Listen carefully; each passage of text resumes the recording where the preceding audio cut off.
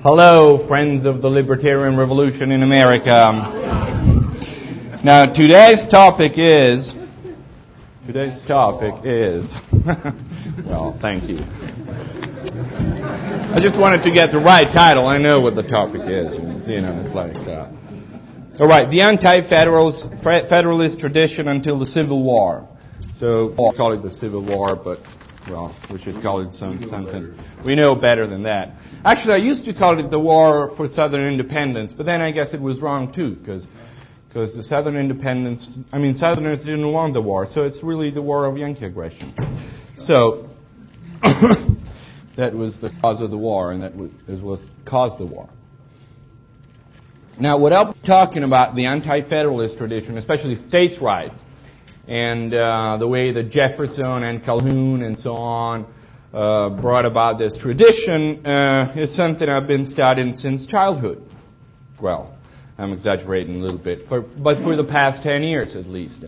So, it's not going to be a great lecture, because when you know too much about it, well, you don't need no chauffeur. That's a good thing about it. But, definitely, it's very difficult to synthesize what you want to say. But this is actually a very important topic, and it's a very important American tradition. And actually, it's the only political tradition that is uniquely American. It doesn't have anything to do with the Federalist Papers or that kind of stuff. Federalist Papers is just a footnote on Hobbes. That you should remember. And the theory of sovereignty that came out of Hobbes, there's just a little footnote, and that's the Federalist Papers. Now, we're talking about something different that has no parallel on any other part of the world. You may call this tradition anti-federalism or anti-federalism, or you may call it state rights doctrine, or even true federalism, as it has a clear connection with the federal form of government, which is considered to be the greatest American contribution to modern politics, and which I think it is. So I will not give you a watered-down version of federalism in which Hamilton, Jefferson, Madison, Calhoun, Webster, Lincoln, and Jefferson Davis are pretty much on the same side. There are a lot of histories of American political thought and American history simply that they just put all these guys on the same side. And so why they were fighting each other? You just don't get it somehow. And so the side of the one and only and, of course, great American political tradition. No, actually, this country was full of tensions and conflicts right from the beginning, and indeed also during colonial times. And so there's no single all-encompassing theory of politics that was shared by the Founding Fathers or the second and third generation of Americans, as there is not anything like that nowadays. Rather, what I'll tell you about the American tradition is really a tale of two cities and of two very different visions of the American polity and of the U.S. peoples, plural. So let's start from the end. That is, from the end of the American experiment of self-government, or the beginning of what I already called the War of Yankee Aggression. In his message to Congress on July 4, 1861, one of the most revered presidents, the framer of the Second American Founding, said, "Originally, some dependent colonies made the Union, and in turn, the Union threw off their old dependence for them and made them states." Then he goes on and says, "The Union, and not themselves separately, produced their independence and liberty.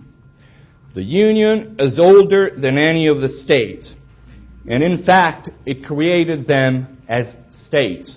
This is what he said. And he also warned, he also warned that the states had no legal status outside of the Union. It was a warning, actually, that was backed up by the bayonets in a few months. Now, does anyone here believe this interpretation could be correct in any way? Raise your hands. Don't be afraid. I'm not gonna. There might be someone. Come on. Just for the sake of argument, just let's raise one hand. I don't like unanimity. Anyway, this actually although it's still supported by a lot of historians who teach history in a lot of political science or history departments, this that we call the nationalist interpretation of American history is really untenable. And in fact, actually, during the Continental Congress, the members of Congress were there as agents of existing political societies. They were not acting as agents of the American people, which did not exist, actually. And agents cannot authorize their principals to do anything at all. That goes without saying. But we have to say it, actually. Also, the common understanding of the participants made the plural nature of the events crystal clear in the three documents that brought the United States into existence. And I'm talking actually about the Declaration of Independence that says free and independent states. I'm talking about the Articles of Confederation between 1781 and 1789 that were like the best constitution that America ever had. And I'm talking about the Treaty of Paris of 1783, in which Britain recognized the independence of each state separately. There's this document, and it doesn't say the American people are now, they can do whatever they want. No, it says these states are independent. And so, according to the three founding documents, we do have a very different story that from the one that Lincoln told us, and especially from the one that people like Samuel Beer and the like tell us nowadays. Now, the idea that the U.S. are an assemblage of nations and not a single nation is the core belief of the state right school, which was the peculiar interpretation of the U.S. Constitution of 1787. So to this school, which was predominant in America from, I would say, 1798 until the War of Yankee Aggression, or let's call it the Civil War, the Constitution was a compact among peoples of different political societies in their capacity as peoples of the several states. So we will discuss in a bit the basic tenets of this tradition, advanced first by Jefferson and perfected by Calhoun. So in 1798 it was Jefferson, and then in the 1830s it was Calhoun. But first we need to see its deep roots, because it did not come out of the blue in 1798 by Jefferson. It was it's a long, long story. It goes way back, actually. It's prior to the Union, actually. The discussion on the Union, it's prior to the establishment of the Union. So the debate on the nature of the American Union did not begin with Webster and Calhoun in the 30s, or with Jefferson and Hamilton in the 1790s, but during the First Continental Congress, and even actually earlier. And it began prior to the formation of any union at all. Actually, among the revolutionaries, some of them were not genuine radicals. Some of them were very conservative, and some of them just went along with independence because they realized that they were going to win. There's always a bunch of people that just follow and sometimes lead because they see that a movement is, in a certain way, inevitable. But they were pretty much loyal to the British Crown. And when they could not be loyal anymore to the British Crown, at least they were loyal to that form of government. They thought that all authority came from the king. So a great deal of them were just conservatives who opposed the revolution and went with it only when they saw no alternative around. And, we were talking, I think it was the first night that Professor Higgs was talking about the fate of the Tories in the United States. We know that 100,000 of them were expelled from this country. Their properties were confiscated and so on. So these people didn't want to have pretty much the same fate. So they joined the revolution. Some of them became leaders. So these people wanted some supreme political power authority placed in a central government which could exercise a coercive power over the states and their citizens. That was their aim as early as 1774, 1775. That was definitely their aim. And the radicals, on the other hand, had no intention of recreating in America a form of government similar to that which they were fighting to overthrow. So in 1775, Sam Adams stated that every legislature of every colony is and ought to be the sovereign power within its own limits of territory.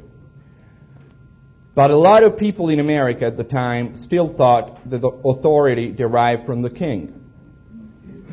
A lot, many more than we think. And pleaded the necessity. Just a minute. Of a supreme power over the colonies already in 1774. So when independence became a fact, they were forced to accept the theoretical foundation of the revolution. That is, the doctrine of the sovereignty of the people, which is understood to be the people organized as states. It was never the sovereignty of the single state or the sovereignty of the amassed people of the United States, but the people organized in states. Well, you can say states as original political communities or just simply state because they existed somehow. You could take a look at this with an organic look of the state, or simply as because they were already existing political communities. But, as I said, the proponents of state sovereignty and the sovereignty of the central government were already fighting their underground battle prior to the revolution. There's a famous episode, in 1775, during the writing of the Declaration on Taking Arms, Thomas Jefferson wrote the first draft of the document, which set forth the radical theory of voluntary political association as withdrawal. You could withdraw at will and everything was voluntary, like the very radical theory that was gaining ground in America. And actually the conservatives didn't like this theory at all, and so what they did, and they thought this was completely wrong, and John Dickinson, who was their leader in the summer of 1775, rewrote the objectionable portions of the document. So the final version stated that societies or governments vested with perfect legislatures were formed under charters from the crown. So, they recognized the authority of the king in forming the colonies to begin with. So thus, conservatives supported their contention that all political authority derived from a superior power and not from the people. So this was like the very beginning of the differentiation among the American political tradition. And James Wilson, who nowadays is much revered, there are a lot of books coming out on James Wilson as one of the best founding fathers and so on. He has become one of the favorites.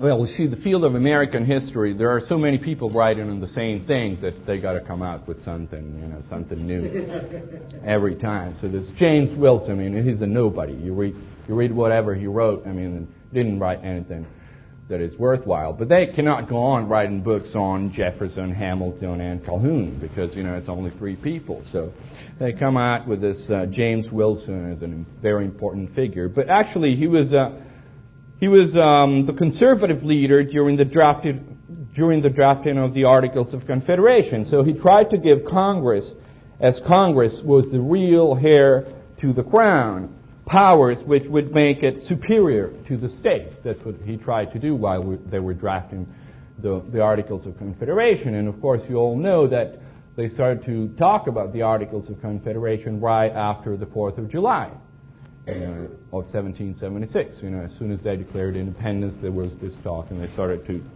discuss the Articles of Confederation. But the states were very jealous. So some of them didn't sign until 1781. So it took a good 5 years for them, and it had to be unanimous, the thing, in order to be approved. And so it took 5 years for the Articles to be approved. But during the war, actually, in the period of the Articles of Confederation, the Radicals won the battle and were able to forge a confederation of free and independent states that lasted until 1789 and carried America through victory against a powerful country. And it's really, we'll discuss it tonight in our group, in our session. Why is it that America threw this great constitution away in a few months. They decided to do that and then got rid of the Articles of Confederation. But it's still quite a mystery, because during the period of the Articles of Confederation, nothing concerning the individual citizens could come before Congress. And Congress had no power to make a state comply with its decisions. And in a certain sense, it had no power to coerce the state. And not even under this Constitution it has power to coerce the state, but it used it. I mean, it has used it anyway. But actually, after 1783, 1785, that period was pretty rough, but then Americans were enjoying a great recovery. They were leading a simple but fruitful life, and most of them were actually getting richer and richer. And certainly there was no popular demand for a strong and energetic federal government. In 1786, 1787, the catchword was energetic. The government had to be energetic. And actually Thomas Jefferson, who was in France at the time, he received a letter about energetic government, and he wrote back, "What is this energy all about? I mean, it sounds like tyranny to me. Government shouldn't be energetic at all. Government should be something else. But I mean, everything, but not efficient, not energetic at all." So there was no popular demand. That is for sure. You couldn't find anything like the people demanding a strong and energetic government. But some of the leaders were. And, of course, you all know what happened, that the conservatives, scared by Shays' rebellion, wanted a powerful and energetic government. So they got together in Philadelphia, and secretly, very secretly. And in fact, most of the speeches, you couldn't even think about it if there was no secrecy involved in it. Like Alexander Hamilton went there, and he told, well, it took 6 hours to say this to him, but I'll say it very briefly, that he just said, since we're not going to get rid of the states, I don't see any point in me staying here any longer. So he left the convention in June 18th. Then he went back in September and signed it on behalf of his state, while his state decided not to sign the Constitution. So, I mean, the other two delegates decided that was not. So that's, and then this Alexander Hamilton was presented as a champion of federalism for about 200 years. So that's pretty bizarre. But anyway, the Constitution that was drafted was in fact as national as the Federalist could make it, and as federal as the Anti-Federalist could keep it. So, in a certain sense, it was really a compromise. A lot of people just, when they talk about miracle at Philadelphia, this bizarre things, they just think there was a plan. And there was a miracle, too, so they got through the plan. But it was a compromise. And to tell you the truth, if you really look at the Constitution, just the words, it was not such a bad compromise, because especially it was not such a bad compromise because at least in Jefferson readings and in Calhoun's reading of it, you could find a lot of room for state rights. But it was not the words that counted at all. But you have to remember, there was no plan for that. It was a compromise. It was nothing was really planned. They just wanted an energetic government, and they got it. But nonetheless, even if it was a compromise, it was not enough for the Anti-Federalists, which of course were not against federalism. They were actually the Federal Party. The other one was called the National Party of the Convention. So they would have been called the Federal Party. But then, they struck down the word national because it could cause alarm to the American people, and they put down federal. So they understood they were good in the propaganda machine, Hamilton and Madison and Jay. So they just understood that people in America liked the word federalism. So they fashioned themselves the Federal Party, and immediately they called the others the Anti-Federal Party, since you are against us. And so it's clear that the Anti-Federalists were not against federalism. Actually, there was the French ambassador in the French minister in Philadelphia who understood perfectly what was going on, and he wrote a letter back and say, while the Federalists want to bring a centralized state, the Anti-Federalists want to preserve federalism. It's bizarre, but in Europe you got to know this. You know, it's and I'll talk about this later. I'll try to explain it to you later, but that's how they're called. So there was really a change of etiquette, but it was not completely so, because in a certain sense, in the United States in 1787, the idea of becoming federal was also the idea of becoming united. So in a certain sense, sometimes they use the word to say, well, Pennsylvania will refuse to become federal. That is, will refuse to be amassed in one single country. So you have these two meanings together. And actually, the Anti-Federalists, they gave a pretty good fight, and actually it is doubtful whether a majority of Americans at the time was in favor of the Constitution or not.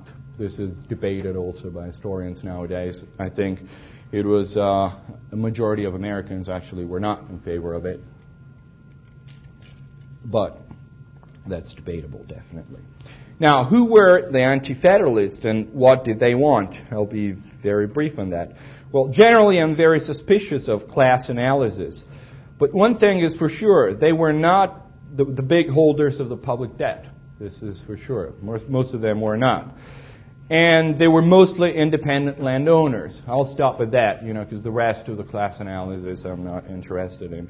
But surely the idea that a strong central government could do with assumption of state debts a lot for the richness and for the wealthy, for the wealth of the people who were involved in this speculation was a big force driving towards centralization. And of course, most of their names. I don't have to use the blackboard. It's George Clinton, George Mason, Patrick Henry, Richard Henry Lee, Langton Smith, and a bunch of others. But what was, and some people that we never figure out who they were, and some of them were quite literate actually, and wrote pretty nice essays, some of them were just poor Irish people that came to America a couple of years prior to that. And what was their political view? This is more important. Well, they never came out with a single book like the Federalist, So it's kind of difficult to sort of sum up what their political views were, because there's a 7-book collection which is called the Complete Anti-Federalist, and it's not complete. It should be 14 or 15 books, actually, if you consider them all together. So we should call it the quasi-complete Anti-Federalist. That came out 20 years ago, and I think it was 1981. And you can find it anywhere and take a look at it. But it's difficult. I'll tell you what I think their political view was. Well, first of all, they liked the Articles of Confederation. They revered the Articles of Confederation. They wanted some change, but not that much. Most of them would say, well, we need a little change, especially on foreign power. But, in a nutshell, they thought that a weak federal government was the source of liberty, as democracy was possible only in a small republic. And that goes back to Aristotle, Montesquieu, all the classical political thought. They just thought it would be impossible. And they believed that the scheme of government that was envisioned in Philadelphia was going to end up in a federal and presidential dictatorship. Since everybody was talking about energy and efficiency in government, one of them made clear, quote, "The only thing in which a government should be efficient is to protect the liberties, lives, and property of the people." So they were certainly Lockeans. They were also afraid of the federal bureaucracy, which, quote, "will swarm the land, devouring the hard earnings of the industrious, like the locusts of old, impoverishing and devastating all before them." End quote. In short, the problem was that the powers of Congress are complete and unlimited over the purse and a sword, and are perfectly independent of and supreme over the state governments. That was their contention. So basically what they wanted was a refinement of the Articles, but nothing like this totally new scheme of government that came out of Philadelphia. So the Federalists decided to take seriously only one of their complaints and only one demand, which was, of course, the demand for a Bill of Rights. Although some really thought that it was not needed, most of the Federalists, we'll give it to them because to make peace, it's just all they branch.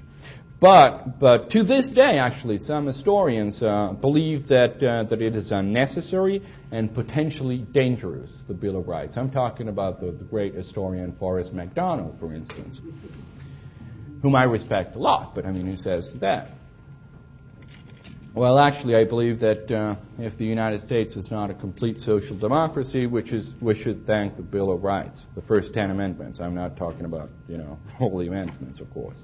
Meanwhile, Thomas Jefferson was in Paris, as you all know, but not many Americans know this prior to the movie. When the movie came out, a lot of Americans realized that. But in a lot of opinion polls, there's always 40-45% of Americans that would point out that Thomas Jefferson is the father of the Constitution, but that's really nice actually, because Thomas Jefferson is remembered also for what he did not do. So it shows he's very popular, and that's fine, at least for me, that since I just wrote a book on him. And Thomas Jefferson, in his private letters, he was expressing pretty much the same concerns about the new Constitution that the Anti-Federalists were. There's a famous letter in which he says, I'm not a Federalist and I'm not an Anti-Federalist, but everything else that he says, it clearly shows that he was Anti-Federalist. And he also realized that the alarm caused by Shays' rebellion was one of the causes of the Constitutional Convention and of the cry for centralization.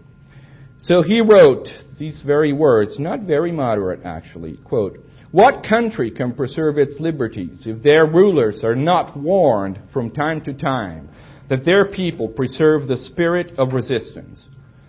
The tree of liberty must be refreshed from time to time with the blood of patriots and tyrants." And this is the moderate Thomas Jefferson. Now, when Jefferson came back from Paris, anti-federalism as a political movement was finished, kaput, done with. Because most of their leaders crossed and became Federalists in the 1790s. That's why it was forgotten for a long time in American history. It was revived, this tradition, by an article in 1955, which was called Men of Little Faith, meaning they had little faith in democracy. And that's what got my interest into the Anti-Federalists to begin with. But actually, for a long time, very long time, nobody in America studied the Anti-Federalist thought. It was only, the source was always the Federalist, which is, by the way, the Federalist or the New Constitution. It's not the Federalist Papers, the correct title. It was Clinton Rossiter who gave it this bizarre title. Now, at this point, in the 1790s, I'll make it very short, it was really up to Jefferson and Madison, who really crossed but the other way around, because there is the Hamiltonian Madison, and then there is the Jeffersonian Madison, and then, unfortunately, there is the Madisonian Madison. And this is really puzzling. But it's kind of consistent when he is either the Hamiltonian Madison or the Jeffersonian Madison. So they really tried to revive the spirit of resistance to government. And the battle against the so-called Hamiltonian system, which was based on permanent debt, aid to manufacturers, central banking, and so on and so forth, convinced Jefferson that only a new interpretation of the Constitution could save the country from these people who wanted to make America a New England. And most of them were actually from New England. So, they just wanted to make it a copy of New England. So, with the drafting of the Kentucky resolutions of 1798, Jefferson sought to provide a constitutional interpretation that would prevent the Union from consolidating even further. During the French Scare of 1798, the Federalists approved the Alien and Sedition laws that, to make it very simple, made it a crime to speak against the government and to be a foreigner. The Kentucky resolutions was defined for a while what was going to be the battleground. he used the state as the barriers of our liberty, and what was to be the battleground for the next 60 years. Then came Abraham Lincoln, who thought it was time to show that the Constitution did not exist and might is right, and won the controversy over states' rights. I'll read to you just the first, of course, of the Kentucky resolutions, which is very important because it's, in a nutshell, it's the history of states' rights. Resolved and so on, that the several states composing the U.S. of America are not united on the principle of unlimited submission to their general government, but by a compact under the style and title of a Constitution of the United States. They constituted a general government for special purposes, delegated to that government certain definite powers, reserving each state to itself the residuary mass of right to their own self-government. And whenever the general government assumes undelegated powers, its acts are void and of no force. Null and void was the original. To this compact, each state acceded as a state, its co-states forming as to itself the other party. The government created by this compact was not made the exclusive or final judge of the extent of the powers delegated to itself, since that would have made its discretion and not the Constitution the measure of its powers. But in all cases of compact among powers having no common judge, and that's a crucial thing, each party has an equal right to judge for itself, as well of infractions as of the mode and measure of redress. So this is really the beginning of the states' rights school. First of all, the compact is among the states. It's not as we think today, like a compact between the state and the federal government. The federal government did not exist. You could not make a compact with an entity that was not there to begin with. So every single state is a party, and the other states collectively are the other party to this. And the very important thing is that there is no common judge. It's not the Supreme Court at all. The Supreme Court is part of the federal government. And since there's no common judge, every party should decide when the compact has been violated and should decide what the right measures of redress are. And even, of course, at the very end of this escalation of measures, not only nullification, but also withdrawal from the Union. That's pretty clear. Now, the crucial point is that Jefferson, as a Lockean, transposes the natural rights model from individuals to the states. Since there is no common judge, the states have the power to determine what to do in cases of violations of the compact. So they are in a state of nature vis-à-vis each other because they have no common judge. And clearly they retain all the powers of self-defense, in particular the right to nullify a federal law within their own territory, but ultimately also the right to secede. And he stated this several times, actually, though I think that Thomas Jefferson should be considered the grandfather of the CSA and not the grandfather of FDR and the Great Society, as a lot of liberals think. So this was called the Jeffersonian Doctrine of 98. So it went on in the 30s, 20s, 30s, 40s, became the Jeffersonian Doctrine of 98.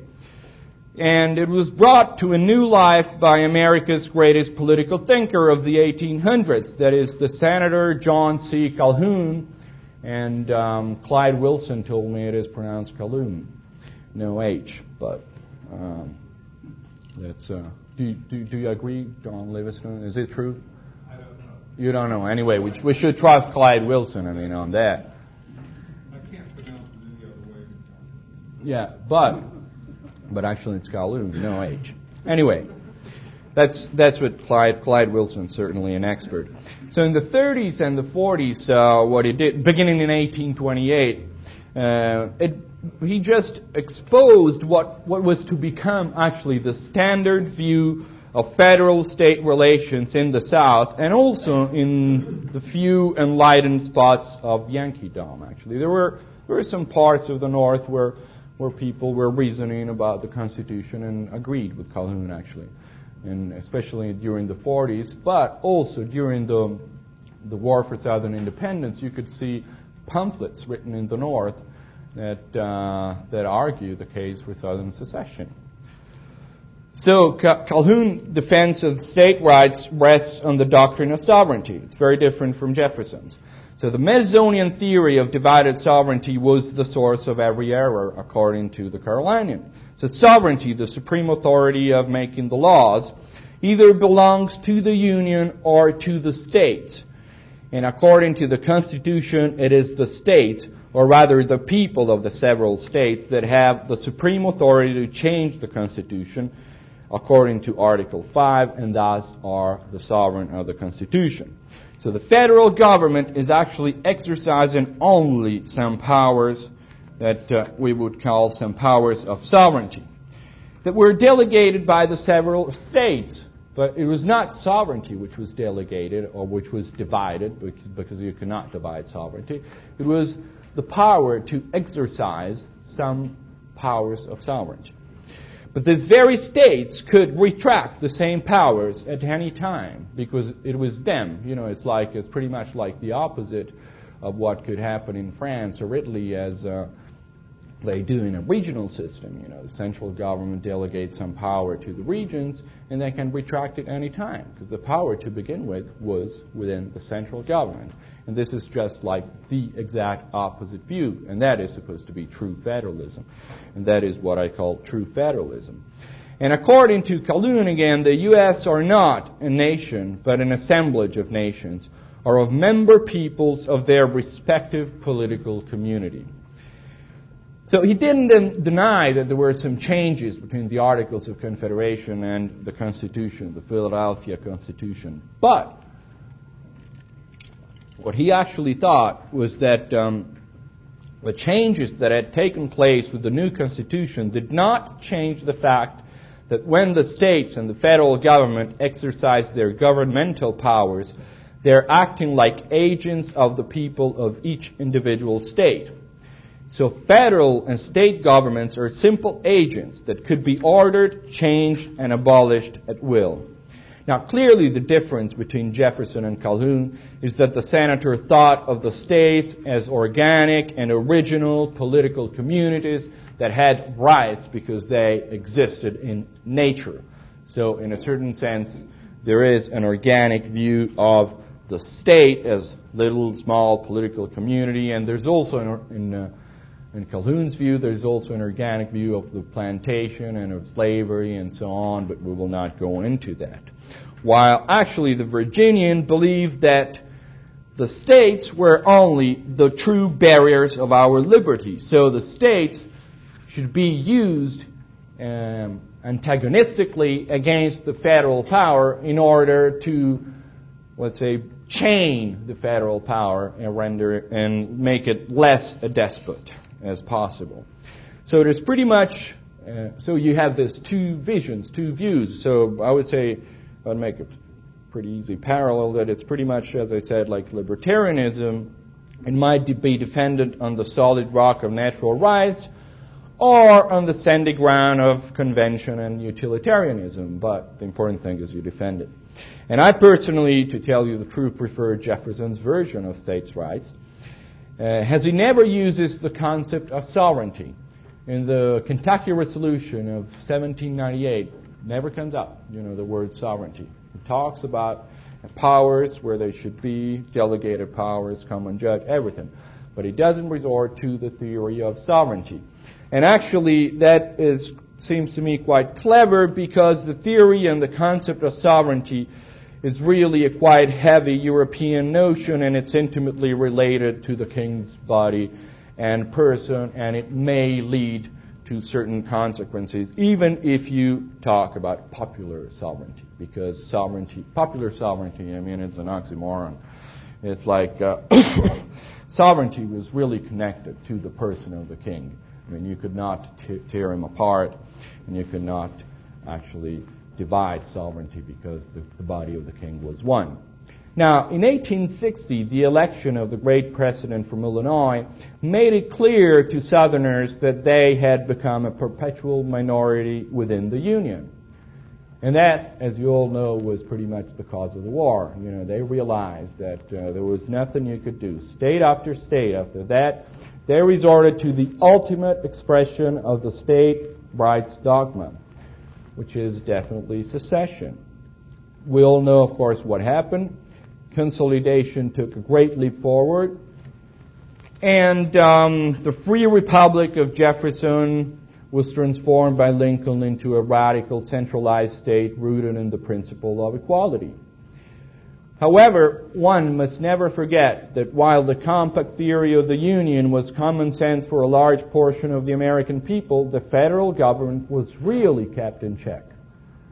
And actually, there are some historians that argue that it was actually smaller in size in the 1850s than it was in the time of Washington.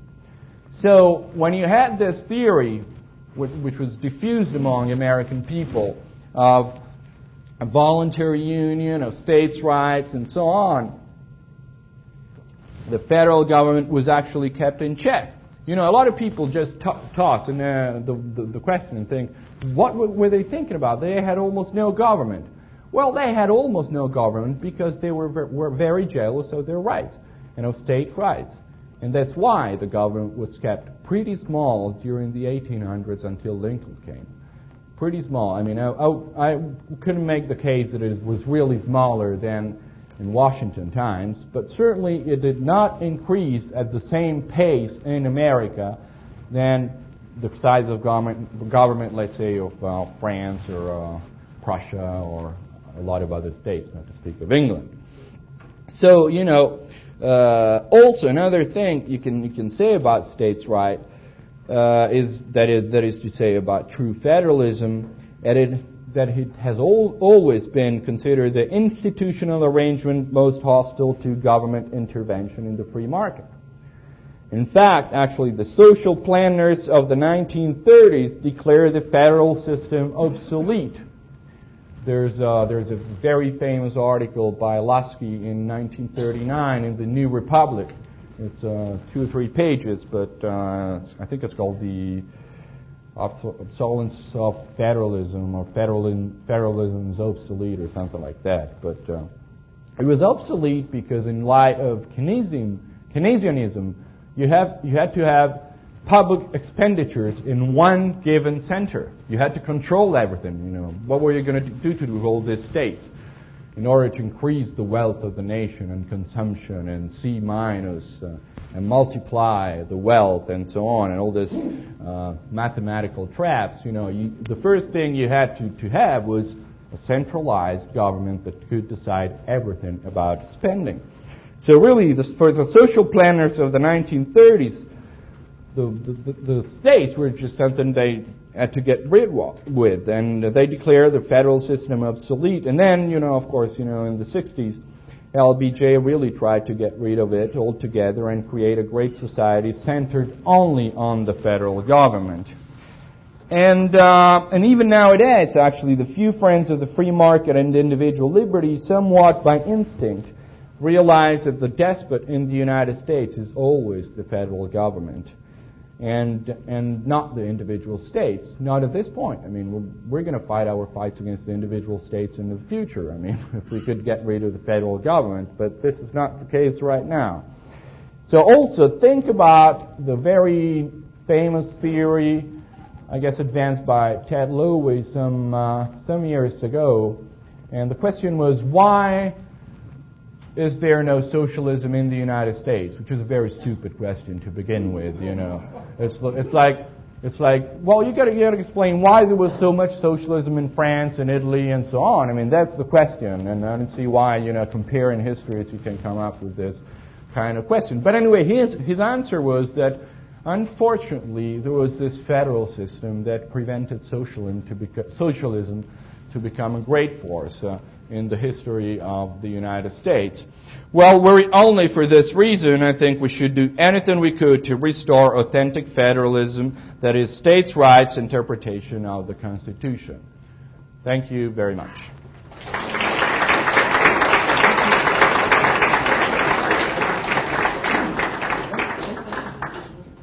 Questions? Yes, please. Okay, I don't. It's nice. It looks like the president. You know, you see 400 hands, and then he goes, yes, please. Something I don't know. I know there was 13 colonies, and they started out as independent states into the Union. But what about the other states? How did they get into the contract? How did they merge it? There is a clause. You know, the other states could, as soon as they gained statehood, they were the assumption was the fiction was that they were original states. So they had original status into the Union, so that the 13 original states became 50 original states. But there was the clause. As soon as they gained statehood, they were just like the other ones. So in this sense, yes, please. Just on that point, that's a good question. This comes up in the case of Michigan when they're long story, but they're competing. Michigan is a territory. They're competing groups claiming that they're like the state, and Michigan's claiming they're the union, and Congress. The question is whether Congress can create the state. That. And Calhoun has a wonderful speech on that. Sure. Only the people of a place can create a state. Right. Only the people of Michigan do that. Congress can recognize, the president can recognize a foreign state. Right, it was considered to be something automatic. I mean, you went from territory to statehood, and then you had the people creating the state, and then Congress should just say, yes, that happened. There was a view then that Congress created the state. Well, because the view was... no, I'm sorry. Like a state creating a county. Well, because the view was not on the states directly, but it was on the territories. The view was that the Congress of the United States, until they were territories, had power over them. Then they became states, and they were states. So that was the transition. But of course, there's the... Joe. I just want to add that while most of the later states came into the territorial system, which is the Northwest Ordinances and so on, at least two that I can think of are totally self-graded. There's Vermont, which is completely anomalous. Nobody recognized Vermont during the whole War of Independence, and then also Texas. And Utah, as I recall, that was reported Oh, yes. Do I have to comment on that, or was it just your comment? Oh, right. No. You're perfectly right. Yes. How much was the need and the desire for a stable money supply and a trade factors that needed to take place? How much was that a driver that came into the consciousness of these people to go from a confederation of states to a federal concept that we have today? Well, I think we'll discuss these very issues tonight, right, in our American constitutional crisis debate. But I don't think I think that there were a lot of speculators, definitely, who really wanted the debt to be assumed by the central government or the federal government, of course. But that there were many people in the United States who were into this business of speculating on the public debt. And so I don't think that currency, of course there was a currency problem. Well, let me ask you, how fragmented was the trade? Or was the trade really fragmented after the revolution? Well, there was a little chaos because, of course, the states considered them independent states, and so they sort of taxed everything. They passed through their... But that was coming to an end pretty soon. You know, they were realizing that they were creating something like a European system of states, which was not working. The regular guy on the street going out making a living, was trade going on? Oh yeah, definitely. They were getting richer and richer. And how was it going on? What was the form of money, or what was the form of transmitting? I do this and you do this and we'll trade. Oh well, they had state notes, they had gold, they had silver, they bartered, and I think they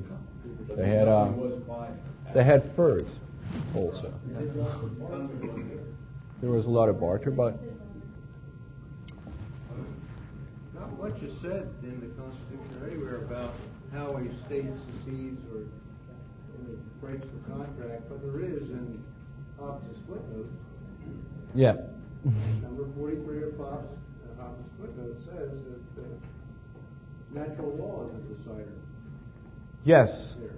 So, And oddly enough, if I'm correct, it was written by Hamilton, right? no, Madison. This is Madison. But there's another one by Hamilton in which he says that of course the states can always secede. But the thing is, you have to realize that this Hobbes footnote was a book which was written as propaganda on the papers of New York. You see, New York was the bastion of anti-federalism. So if they lost New York, no way, they couldn't have passed the Constitution. So they started to write this essays, and we know for sure that these people wrote things about the Constitution that they did not believe in, because at the Federal Convention, they supported exactly the opposite position. So this is like propaganda. It's a nice, very nice piece of propaganda, but it's not exactly what Madison or Hamilton or Jay really thought. If you want to know what they really thought, you have to read what they said at the convention. But actually, Madison, of course, believed. Madison, generally speaking, believed in natural law. At least this came out. It came out during the phase of Hamiltonian, Madisonian. Madison, it came out a little bit of Jeffersonian Madison. The important thing is that the Madisonian Madison doesn't come out. Otherwise, it's just murky. But still, it's one of the basic organic documents of our government. Oh, no, I don't think so. It's The Supreme Court uses it. As an historian, I'm a free will to say that it's not. The Constitution may be, but that is not. That is just propaganda to have the people of New York vote for enough Federalists so they can pass the Constitution. Yes, please. I was just going to make a comment on how absolutely terrible this, in my experience, the education about the Anti-Federalists has been. One of my American politics was I was told that the Anti-Federalists were debtors, and the Federalists were the debt lenders, and that the reason the Anti-Federalists opposed the Constitution was because they didn't want to pay their debts. And so it's Interesting. pretty bad. That's interesting. They also make, most history teachers sort of make the anti-federalists, they pick out a few of them that they make them feel like central class, to understand what's good for them. That's essentially what it is. Yes, some of them were not quite literate, compared, of course, to Madison, Hamilton, and even Jay. And so, if you pick up some of their pamphlets, some of them may look like idiots, definitely. What were the perceived shortcomings on the part of the Federalists that prompted them?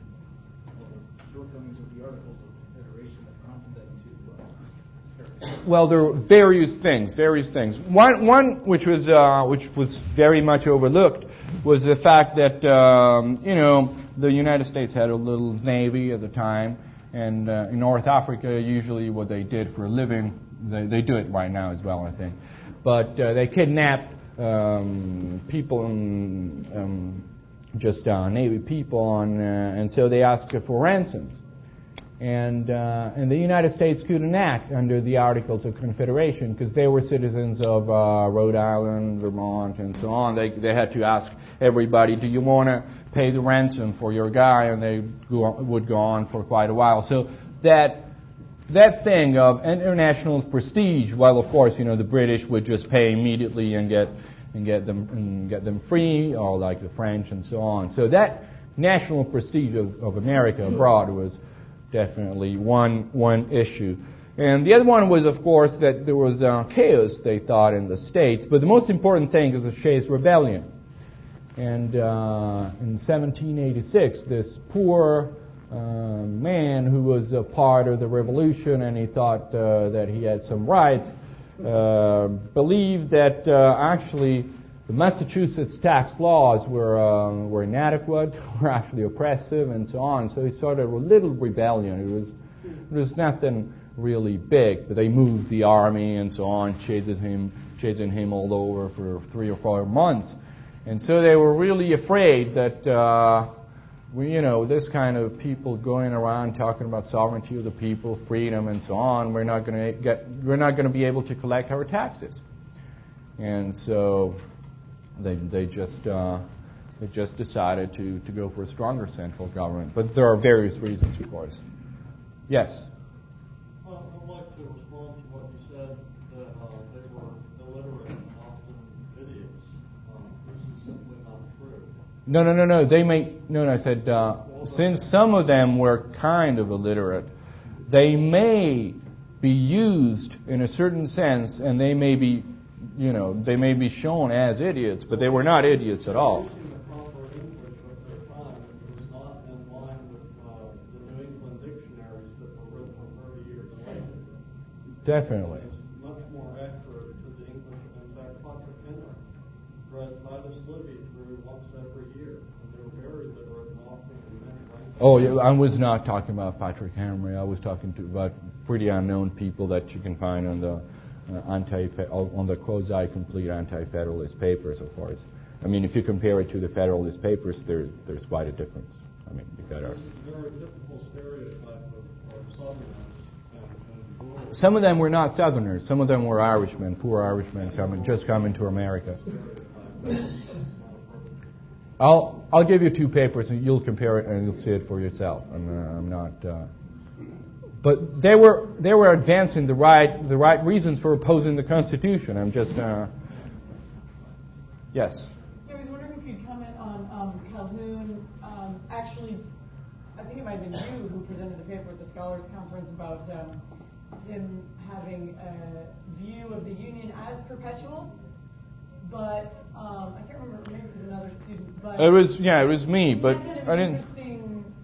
Well, he just thought it was a perpetual political pact, right, as far as it was respected. But when it was not respected anymore, then you could go first to nullification, and then there was this escalation. I mean, you would go first to nullification, then you'd have all the states to go, and that if that became part of the Constitution, it was a new compact, and you could withdraw from it. I mean, you could not even accede to that because you never acceded to that compact. It's just interesting a difference with Jefferson, who says, look, if states just don't want to be a part of it anymore, let them go. Yeah, that's... You've got to have a grievance, a specific grievance. Yeah, well, you see, Calhoun is much more a constitutional thinker. When Calhoun was writing, he was a political thinker, but in America in the mid-40s and 50s, I mean, he died in 1850, but still, in that period, if you wanted to be a political thinker, you had to be a constitutionalist, because everything was based on the Constitution. While Jefferson, earlier on, I mean, he could be a political thinker sometimes, not thinking exactly of the words and of the wording of the Constitution. But that's part of the history of American political thought. The Constitution is right there, and it's very institutionalized in a certain sense, American political thought. But I think time's up, isn't it?